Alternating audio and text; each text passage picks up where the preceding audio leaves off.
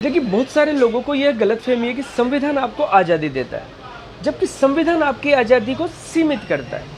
तो बहुत सारे बुद्धिजीवी ये जो बोलते हैं कि साहब हमारे खाने-पीने की आज़ादी हमें संविधान ने दी है, हमें पहनने की आज़ादी संविधान में दी है या हमें बोलने की आज़ादी संविधान ने दी है, तो मैं आपको बताना चाहता हूँ कि एससी-एसटी एक्ट में अगर आप किसी को जाति सूचक शब्द से का प्रयोग करते हो तो आपको जेल जाना पड़ता है। ऐसे अगर आप कहोगे हमें खाने-पीने की आज़ादी है, तो अगर आप शराब और नॉन-वेज कहो कि मैं सड़क के बीच में बैठ के खाऊँगा, तो भी आपको जेल जाना पड़ेगा। और आप कहते हो हमें पहनने की पूरी आज़ादी है, तो अगर आप कोई वकील है और अगर वो जज साहब के सामने जिन स्टेशन में चला जाएगा, तो भी उसको सज़ा दी जाएगी।